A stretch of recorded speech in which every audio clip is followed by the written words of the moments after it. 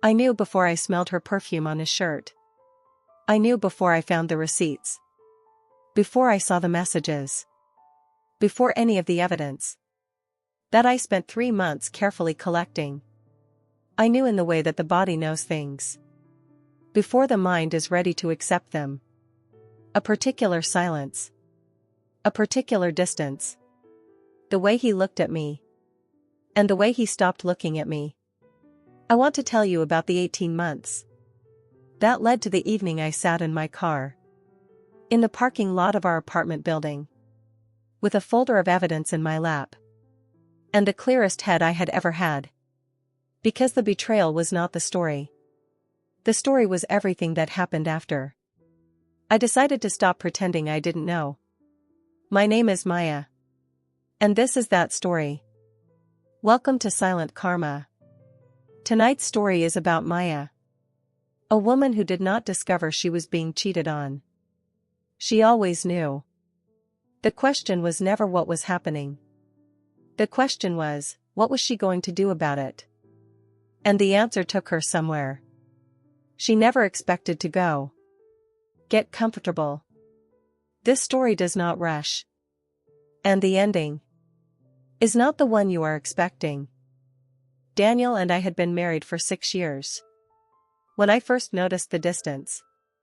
Not a dramatic distance. Not absence or coldness. Just a slightly different quality to his attention. The way you notice a photograph has shifted. On a wall you walk past every day.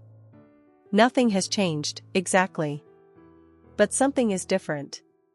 We had met at 27. We had built something carefully together. A shared apartment. A dog named Pepper. A Friday night ritual of bad movies and good wine. That we had never once broken in 6 years. I was a project manager. He worked in architectural design. We were, by every visible measure, a stable and affectionate couple. The word people used most often about us was solid. I heard that word and felt proud. Then the distance came. And I heard it again. And I thought, solid is another word for not moving. The Friday night started ending earlier. He said he was tired. He was often tired. He had always been someone who needed sleep. I told myself this was that. But the body knows.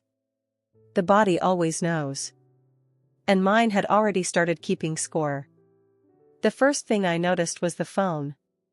Daniel had never been secretive with his phone. For 6 years it had sat face up on every surface. He answered calls in the room I was in. He left it on the kitchen counter when he showered. Sometime in the spring of our 7th year. I noticed it was always face down. Not dramatically. Just, face down. He still answered calls in front of me. He still laughed at messages and showed me funny ones. He was not hiding the phone exactly. Just, repositioning it. I said nothing. 2 weeks later I noticed the gym. Daniel had always worked out on Tuesdays and Thursdays. 7 to 8:30. He was always home by 9. Now he was going Mondays too. Sometimes staying until 10. He looked the same. Not more muscular. Not more energized. Just, absent for longer. I said nothing. I was very good at saying nothing. I had learned it somewhere early in life. And carried it with me everywhere. Say nothing. Watch. Wait. Let the evidence arrange itself. I was patient. I was frighteningly patient. Maya didn't panic. She didn't confront. She didn't cry into her pillow and hope she was wrong. She watched. And in the watching, she began to understand something. About herself. That the real question was never whether Daniel was lying. The real question was, why had she built a life with someone she couldn't trust enough to ask? I smelled it on a Wednesday in November. He came home later than expected. He said traffic. I said fine. He kissed my cheek before he went to shower. And in that half-second of proximity, I caught it. Floral. Warm. Not mine. I knew immediately what it was. Not because I suspected, but because I had already been keeping a kind of internal ledger. For 7 months. Face-down phone, noted. Extra gym sessions, noted. The new habit of checking messages in the bathroom, noted. The way his laugh had become slightly different when he talked on the phone in the other room, noted. And now, perfume. I picked up his shirt from the chair where he'd left it. I held it for a moment. The scent was subtle, but it was there. I put the shirt down. I went to the kitchen. I made tea.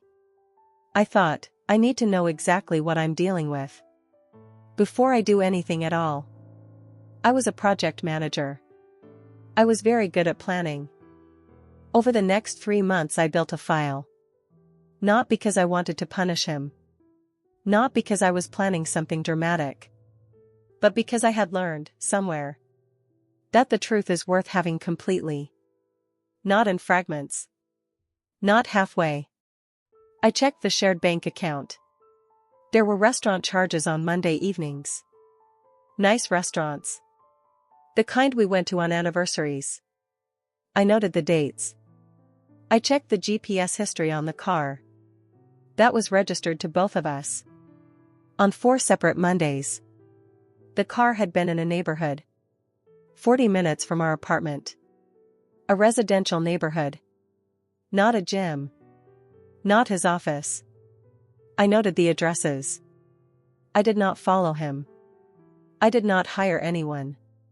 I did not look at his phone. I didn't need to. What I had was enough. What I had was the shape of a thing. Even if I didn't have every detail. And in those 3 months, something shifted in me. Not anger. Not grief, exactly. Something more like clarity. The kind that comes when you stop arguing with reality and simply look at it. On a Sunday evening in February, I sat at our kitchen table with the folder of evidence in front of me. Daniel was watching television in the other room. Pepper was asleep at my feet. I looked at everything I had gathered. The receipts. The addresses. The dates. 3 months of careful, quiet documentation. And I thought, I have 2 choices. I could confront him. I could lay everything on the table. I could watch him explain, deny, confess. We could have the terrible conversation. We could try to repair. We could try therapy. We could spend years rebuilding something that I wasn't sure had ever been solid, in the way I had told myself. Or I could make a different decision. Not a decision about him. A decision about me. I sat at that table for 2 hours. When I got up, I knew what I was going to do. I was not going to confront him. Not yet. Not like that. I was going to leave. Not in anger. Not in tears. Not with a scene. I was going to leave the way I had done everything. Quietly, completely. And on my own terms. Maya made a choice most people don't make. She chose to leave without the confrontation. Without the scene. Without the satisfaction of watching him understand what he had destroyed. Some people would call that avoidance. Maya called it something different. She called it knowing what she actually needed. And what she needed was to get out. While she still recognized herself. It took me 6 weeks to prepare. I told no one. I opened a bank account in my name only. I moved my salary there. I found an apartment. A small one. 1 bedroom. A window that faced east. I signed the lease on a Tuesday afternoon. I came home and made dinner. And ate with Daniel and talked about a renovation project he was working on. He seemed fine.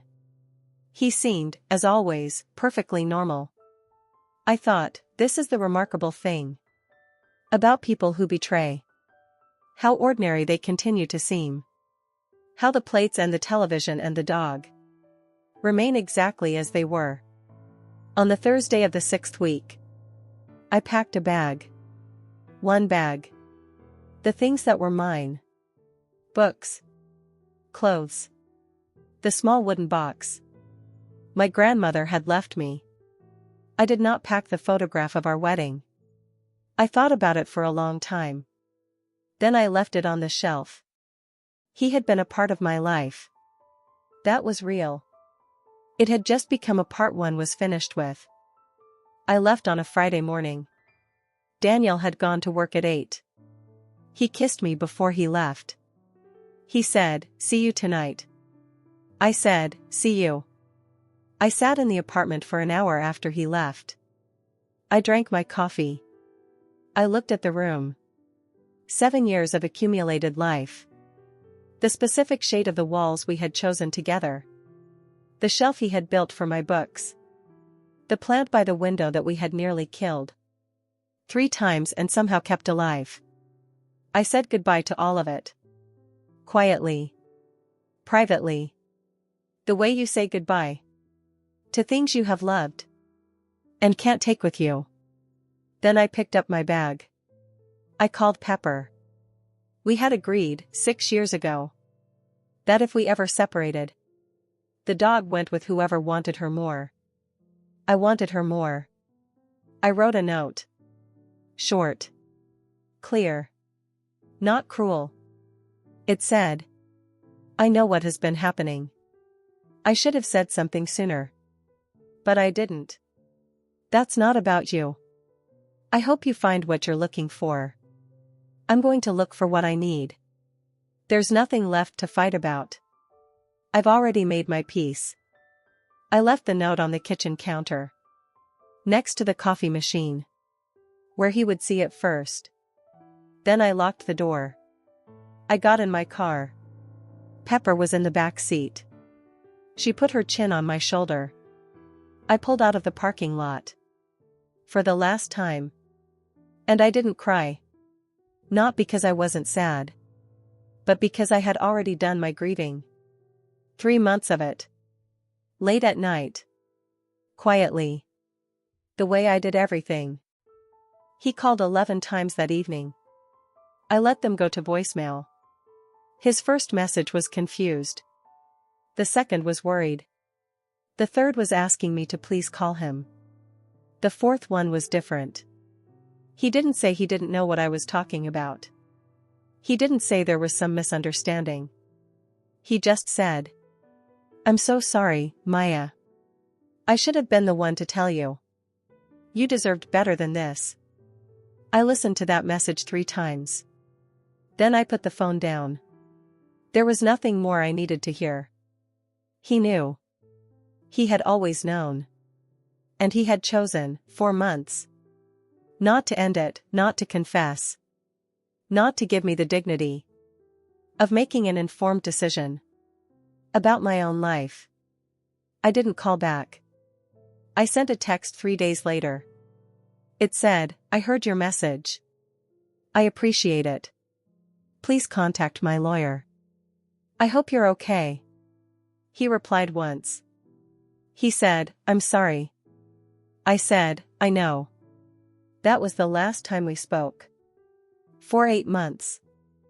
No screaming. No throwing things. No dramatic confrontation in a parking lot. Just a note on a kitchen counter. And a phone left unanswered. Some people watching this are thinking, she should have fought. She should have made him feel it. But here is what Maya understood. That took the rest of us years to learn. Her peace was not for him.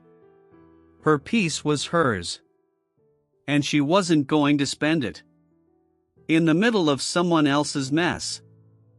6 months later, I ran into the woman. Not on purpose. Not in any dramatic way. I was at a coffee shop 2 blocks from my new apartment. She was there with a friend. I knew her immediately.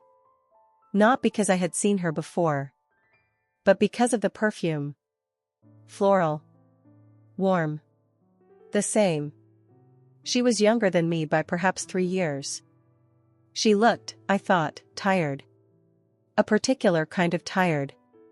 I watched her for a moment. And then something unexpected happened.